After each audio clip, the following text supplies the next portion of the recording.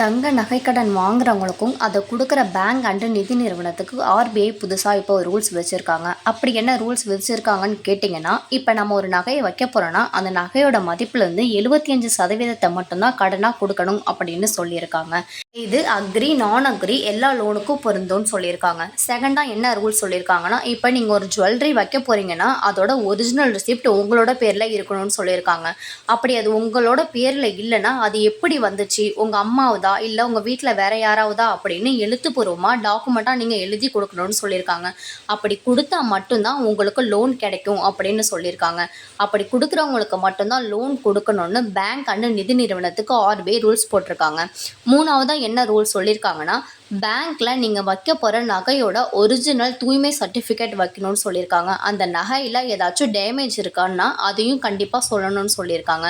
ஒருவேளை அந்த நகையில் stone work இருந்துச்சுன்னா அந்த ஸ்டோன் ஒர்க்கோட வேல்யூ என்ன, வெயிட்டேஜ் என்ன, அதையும் கண்டிப்பாக குறிப்பிடணும்னு சொல்லியிருக்காங்க.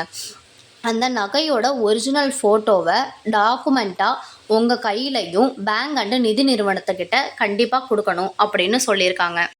நாலாவதாக என்ன சொல்லியிருக்காங்கன்னா, நீங்கள் வைக்க போகிற ஜுவல்லரியோட மதிப்பு 22 கேரட்டாக இருக்கணும். அப்படி இல்லைன்னா அதுக்கு மேலே இருக்கணும். அப்படி இருந்தால் மட்டும்தான் நீங்கள் கோல்டு லோன் வாங்க முடியும் அப்படின்னு சொல்லியிருக்காங்க. இப்போ நீங்கள் கோல்டு காயினை வச்சு கடன் வாங்கணும்னு நினச்சிங்கன்னா அந்த காயின் பேங்க் ஆர் நிதி நிறுவனத்துலேருந்து வாங்கினதா மட்டும் இருந்தால் தான் லோன் கிடைக்கும் அப்படின்னு சொல்லியிருக்காங்க. அஞ்சாவதாக என்ன ரூல்ஸ் சொல்லியிருக்காங்கன்னா, நீங்கள் வைக்க போகிற நகை 18 கேரட்டாக இருந்துச்சுன்னா அதை 22 கேரட்டாக கன்வெர்ட் பண்ணி அதுக்குரிய அமௌண்ட்டை தான் வந்துட்டு கடனாக தருவதாக சொல்லியிருக்காங்க. இது 75%லேருந்து கம்மியாக ஆகும்னு சொல்லியிருக்காங்க.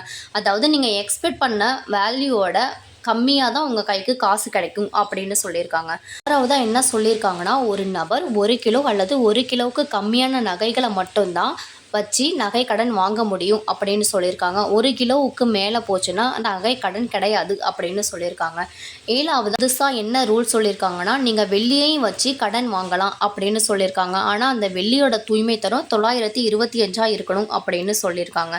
அதான் என்ன சொல்லியிருக்காங்கன்னா, நீங்கள் எவ்வளோ நகை வச்சுருக்கீங்க, அது எத்தனை % வட்டி, எத்தனை நாளுக்குள்ளே அதை திருப்பி நீங்கள் மூக்கணும், ஒருவேளை உங்களால் அதால் மூக்க முடியாமல் ஏலத்துக்கு போயிடுச்சுன்னா அதுலேருந்து நீங்கள் எப்படி மீட்டெடுத்து வைக்கணும் அப்படின்னு எல்லா விதிமுறைகளையும் ஒரு அக்ரிமெண்ட்டாக உங்ககிட்ட கொடுக்கணும் அப்படின்னு சொல்லியிருக்காங்க. கடைசியாக என்ன சொல்கிறாங்கன்னா, உங்களோட நகை கடனை நீங்கள் முழுசாக கட்டியும் நகை உங்களோட கையில் பேங்க்கா நிதி நிறுவனம் தரலையோ அவங்க தாமதிக்கிற ஒவ்வொரு நாளுக்கும் 5000 ஃபைனாக பேங்க்கா நிதி நிறுவனம் கொடுக்கணும்னு சொல்லியிருக்காங்க. சாமானிய மக்கள் தங்களோட தேவைக்காக தான் நகை கடன் வாங்குறது. ஆனால் அதுலேயுமே ஆர்பிஐ இவ்வளோ விதிமுறைகள் கொண்டு வந்ததுனால பல தரப்பினரும் இதற்கு எதிர்ப்பு தெரிவிச்சிட்ருக்காங்க. ஆர்பிஐ தன்னோட விதிமுறைகளை திரும்ப வாங்கணும்னு சொல்லிட்டு இருக்காங்க. ஐயோ, ரோட்டில் நடந்து போயிட்டு இருக்க ஒருத்தரோட செயினை திருடிட்டு வந்து என்னோட நகை தான் சொல்லி தங்க நகை கடன் வாங்குறாங்க. இது மாதிரி மோசடி செயல்களை தடுக்கத்தான் நாங்கள் எங்களோட விதிமுறைகளை மாற்றிக்கிட்டதா சொல்கிறாங்க. ஆர்பிஐயோட இந்த ரூல்ஸை பற்றின உங்களோட கருத்தை கமெண்ட்டில் சொல்லுங்கள். மறக்காமல் நம்மளோட சேனலை லைக் அண்ட் சப்ஸ்கிரைப் பண்ணுங்கள்.